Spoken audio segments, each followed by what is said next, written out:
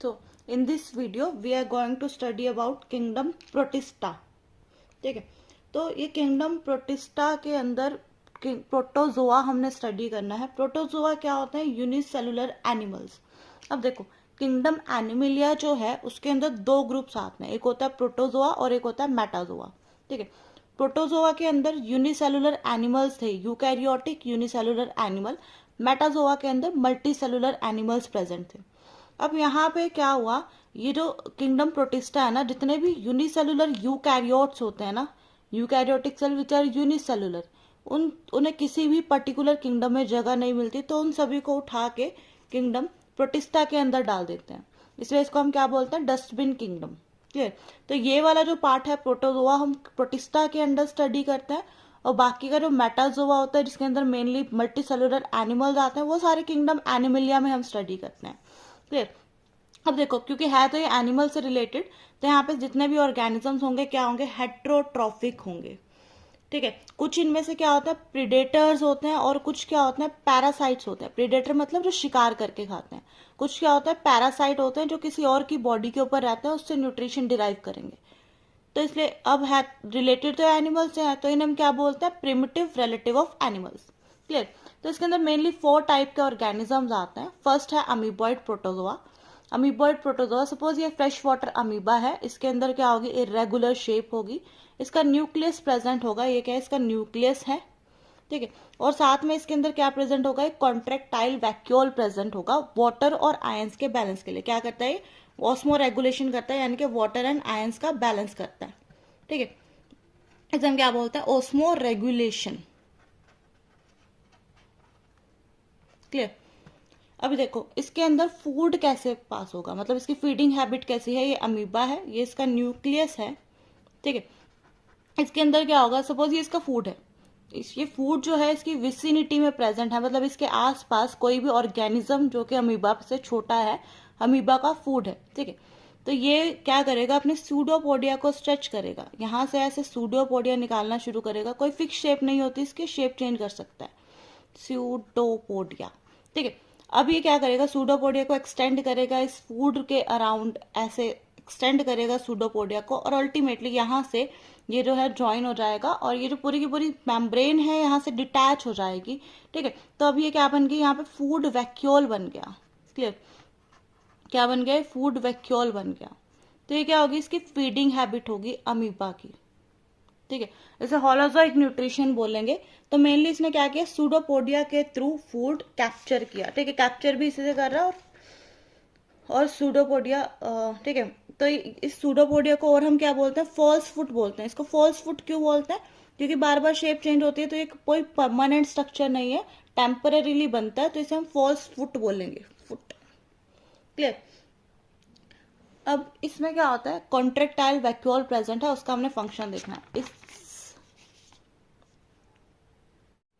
अब इसके अंदर देखो क्या है? कॉन्ट्रेक्टाइल वैक्यूल है, तो हमने देखना है कि कॉन्ट्रेक्टाइल वैक्यूल ऑस्मो रेगुलेशन किस तरह से करता है। इस कॉन्ट्रेक्टाइल वैक्यूल में 2 पार्ट है, एक मेन सेंटर वाला वैक्यूल है। ठीक है, साइड में उसके क्या होती है? वेसिकल्स प्रेजेंट है।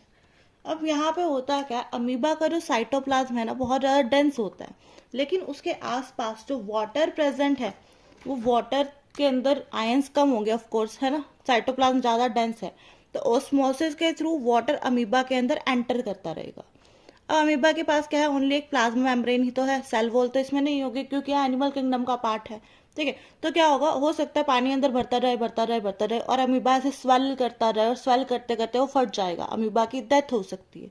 तो उस चीज को रोकने के लिए यहाँ पे क्या होता है? Contractile vacuole.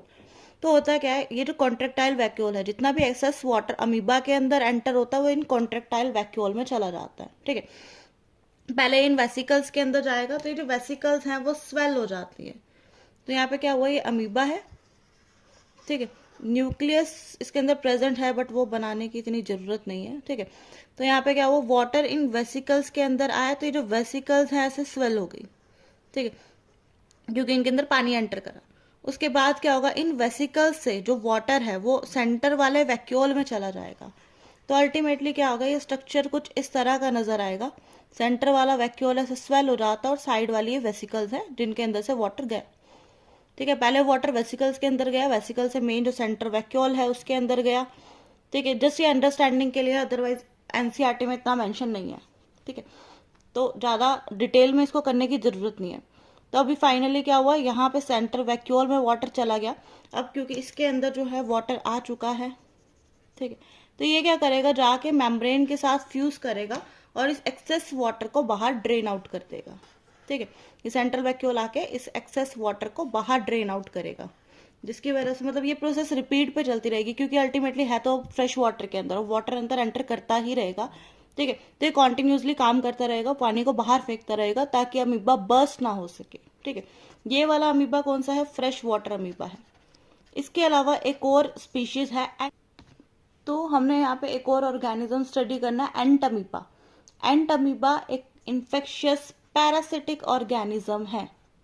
ठीक है, एंट अमीबा हमारी बॉडी के ऊपर अटैक करता है, अमीबिक डाइसेंट्री नाम की डिजीज कोज करेगा। ठीक है, इन्फेक्शियस है, पैरासिटिक है। तो क्योंकि हमारी बॉडी के अंदर गया, वहां पे ऑलरेडी कंसंट्रेशन है, मतलब ये फ्रेश वाटर में तो गया नहीं, तो इसके अंदर कॉन्ट्रेक्टाइल वैक्यूल का कोई काम नहीं है, तो यहाँ पे कॉन्ट्रेक्टाइल वैक्यूल एब्सेंट रहेगा। दूसरा याद रखना है कि जो मरीन फॉर्म्स हैं इनकी, उनके अंदर सिलिका शेल्स प्रेजेंट है उनके सरफेस के ऊपर। ठीक है, मरीन फॉर्म्स में सिलिका शेल्स प्रेजेंट है सरफेस के ऊपर। सिलिका हमने दो जगह पे पढ़ना है प्रोटिस्टा के अंदर, एक तो डायटम्स में सिलिका स्टडी किया था। ठीक है, डायटम्स की वॉल में सिलिका प्रेजेंट था क्योंकि उनके पास सेल वॉल थी। यहाँ पे ये एनिमल टाइप ऑर्गेनिज्म है, इनके पास सेल वॉल एब्सेंट है, तो यहाँ पे याद रखना है सिलिका शेल सरफेस के ऊपर प्रेजेंट है। तो दिस वाज अमीबॉइड प्रोटोजोआंस। नेक्स्ट हमने करना है फ्लैजेलेटेड प्रोटोजोआ। तो अभी हमने करना फ्लैजेलेटेड प्रोटोजोआ। ठीक है, इसके नेम से क्या पता लगता है, इसके अंदर फ्लैजेला प्रेजेंट होगा। ठीक है, तो इसके अंदर एक बड़ा ही इंटरेस्टिंग ऑर्गेनिज्म है ट्राइपेनोजोमा। ट्राइपेनोजोमा एक डिजीज कोज करता है स्लीपिंग सिकनेस। ठीक है, ट्राइपेनोजोमा है, इसके अलग अलग स्पीशीज एग्जिस्ट करती है। इस ऑर्गेनिज्म में क्या होता है, इसे फ्लैजेला प्रेजेंट होता है, एक मेम्ब्रेन भी होती है और फ्लैजेला भी प्रेजेंट होता है। फिलहाल हमें फ्लैजेला के ऊपर फोकस करना है। ठीक है, ट्राइपेनोजोमा ये टीएससी फ्लाई के थ्रू ट्रांसमिट होगा। ठीक है, एज अ वेक्टर ये एक्ट करेगी फ्लाई इसके। ठीक है, तो ये है ट्राइपेनोजोमा। अब इससे जो डिजीज कोज होगी वो डिजीज होगी स्लीपिंग सिकनेस नाम की डिजीज। क्लियर, इसके अंदर कुछ ऑर्गेनिजम्स जो हैं, जो फ्लैजेलेटेड प्रोटोजोआ है उसमें सिर्फ इतना याद रखना है कि कुछ ऑर्गेनिजम्स फ्री लिविंग है और कुछ ऑर्गेनिजम्स पैरासिटिक हैं। ठीक है, ये दो तरह के, ये पॉइंट याद रखना है, ये असर्शन रीजन में आ सकता है। So this was all about flagellated protozoa. देखो नेक्स्ट ऑर्गेनिजम्स क्या है इसके अंदर, सीलिएटेड प्रोटोजोआंस। सीलिएटेड प्रोटोजोआ में क्या होता है, बॉडी के ऊपर सीलिया प्रेजेंट होंगे, पूरी बॉडी के ऊपर सीलिया प्रेजेंट होंगे। तो अब इसमें क्या होता है, सीलिएटेड प्रोटोजोआ में एक ऑर्गेनिज्म आएगा पैरामीशियम। ठीक है, इस ऑर्गेनिज्म के बारे में स्टडी करेंगे तो सारे के सारे जो पॉइंट्स हैं सीलिएटेड प्रोटोजोआ के वो क्लियर हो जाएंगे। ठीक है, अब पैरामीशियम क्या है, पानी के अंदर रहता है, एक्वाटिक ऑर्गेनिज्म है। पैरामीशियम पानी के अंदर रहता है, एक्वाटिक ऑर्गेनिज्म है, इस तरह की इसकी शेप होती है। तो यहाँ पे ना ऐसे इसका माउथ लाइक स्ट्रक्चर प्रेजेंट होता है, कैविटी होती है जिसका नाम होता है गलेट। ठीक है, यहाँ पे फूड वैक्यूल की फॉर्मेशन चल रही होती है। बाकी इसके अंदर क्या होता है, न्यूक्लियस प्रेजेंट होंगे। ठीक है, न्यूक्लियस प्रेजेंट होंगे, इसकी पूरी बॉडी के ऊपर सीलिया प्रेजेंट होता है।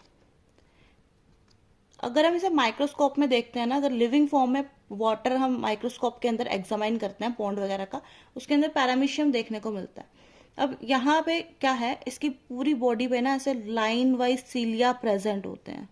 ठीक है, एक प्रॉपर पैटर्न में ये सीलिया जो है बीट करते हैं, तो पूरी बॉडी के ऊपर प्रेजेंट होंगे। तो ये रहता कहाँ पे, पानी में रहता है, मतलब क्या है, एक्वाटिक है। ठीक है, तो इसके आसपास क्या है, वाटर प्रेजेंट होगा और बहुत ज्यादा ये मूव करता हुआ नजर आता है सीलिया की वजह से। तो इसे हम लिख सकते हैं कि ये क्या है, एक्टिवली मूविंग ऑर्गेनिज्म है। ठीक है, वाटर में पाया जाता है, एक्टिवली मूविंग ऑर्गेनिज्म है। अब यहाँ पे ना एक कैविटी प्रेजेंट है, इस कैविटी का नाम होता है गलेट। यहाँ होता क्या है, सपोज ये फूड कैसे कैप्चर करता है, देखो ये गलट है, सपोज यहाँ पे इसका फूड ऑर्गेनिज्म प्रेजेंट है इसकी विसिनिटी में, ठीक है, ये ऑर्गेनिज्म है, अब इसे तो यही लगा ना कि ये सेफ है क्योंकि सेफ डिस्टेंस पे है पैरामीशियम के साथ, बट एक्चुअल में होता क्या है, यहाँ के जो सीलिया होते हैं ना इस गलट के पास के, ये बहुत ज्यादा स्पीड से मूव करना स्टार्ट करते हैं, ठीक है, और ये मूव करते रहते हैं, इवन पानी के अंदर ये ऐसे पूरा वर्लपूल बना देते हैं इस तरह से।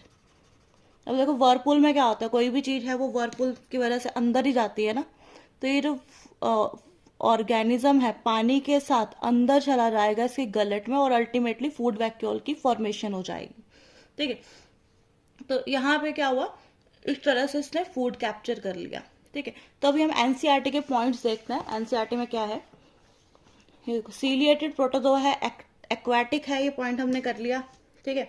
एक्वाटिक है, एक्टिवली मूविंग ऑर्गेनिज्म है, क्यों है, क्योंकि प्रेजेंस ऑफ थाउजेंड्स ऑफ सीलिया उसके ऊपर प्रेजेंट थे। कैविटी होती है गलट, ठीक है, जो कि आउटसाइड ओपन होती है सेल सरफेस पे, ठीक है, यहाँ पे क्या था, कैविटी थी ना गलट जो कि आउटसाइड ओपन हो रही थी सेल सरफेस पे।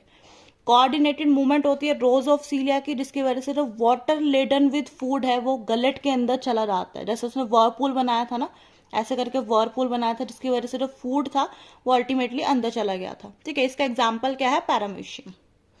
So this was ciliated protozoa. तो नेक्स्ट वन इज स्पोरोजोआंस। स्पोरोजोआंस में क्या आता है, एक इन्फेक्शियस स्पोर लाइक स्टेज आता है, जो भी ऑर्गेनिज्म इसके अंदर है मोस्टली उनमें क्या होता है, एक इन्फेक्शियस स्पोर लाइक स्टेज आता है, ठीक है। फॉर एग्जाम्पल इसका क्या है, प्लाज्मोडियम। प्लाज्मोडियम क्या है, मलेरियल पैरासाइट है जो मलेरिया कोज करता है, ठीक है। तो जैसे आज के टाइम पे कोरोना फेमस है, ऐसे ही प्लाज्मोडियम अपने टाइम पे फेमस था, ठीक है। इसने भी क्या किया था, पॉपुलेशन के ऊपर बहुत ज्यादा इफेक्ट डाला था, जैसे कोरोना है ना, कोरोना की वजह से कितनी ज्यादा डेथ हुई है, ऐसे ही प्लाज्मोडियम की वजह से बहुत बहुत ज्यादा डेथ हुई थी उसके टाइम पे, ठीक है। तो अभी प्लाज्मोडियम आता, स्प्रेड कैसे होता है, मॉस्क्यूटो के थ्रू, ठीक है। सपोज एक फीमेल एनोफ्लिस मॉस्क्यूटो है, ठीक है, ये फीमेल एनोफ्लिस मॉस्क्यूटो है, अज्यूम कर लो, इसकी शक्ल वैसे मॉस्क्यूटो जैसी नहीं है, ठीक है। तो ये क्या करती है, जब ये बाइट करने आती है तो इसके जो सेलिवरी ग्लैंड होते हैं ना, अगर हम इसको यहाँ से जूम करके देखें, इस मॉस्क्यूटो के अंदर जो सेलिवरी ग्लैंड होते हैं ना, उसके अंदर एक स्पोर लाइक स्टेज प्रेजेंट होता है, ठीक है। यहाँ पे ट्रोफोजोइट नाम का स्पोर लाइक स्टेज प्रेजेंट होता है, स्पोरोजोइट नाम का एक स्टेज प्रेजेंट होता है। जब ये हमारी बॉडी में बाइट करेगी तो सलाइवा इंजेक्ट करेगी ना, क्योंकि इसमें ब्लड ड्रिंक करना है, तो सलाइवा जब इसके अंदर जाएगा उसके साथ ही हमारे ब्लड में ये स्पोरोजोइट चले जाएंगे। तो ये क्या है, इन्फेक्शियस स्पोर लाइक स्टेज है इसकी लाइफ साइकिल में, ठीक है। तो ये क्या है, हमारा मलेरियल पैरासाइट है। देखो एनसीईआरटी में क्या दिया हुआ है, डाइवर्स ऑर्गेनिज्म आते हैं जिनके अंदर इन्फेक्शियस स्पोर लाइक स्टेज है लाइफ साइकिल के अंदर, जैसे कि मलेरिया का हमने देखा है, प्लाज्मोडियम का, अदरवाइज पूरी पूरी लाइफ साइकिल है उसकी, हमने सिर्फ एक स्टेज देखा है उसका, ठीक है। मोस्ट नोटोरियस इनमें से प्लाज्मोडियम है, मलेरिया पैरासाइट जो कि मलेरिया कोज करता है, अ डिजीज विच है staggering effect on human population, जिसका बहुत ज्यादा इफेक्ट पड़ा था ह्यूमन पॉपुलेशन के ऊपर, ठीक है। So this was all about protozoans. Thank you.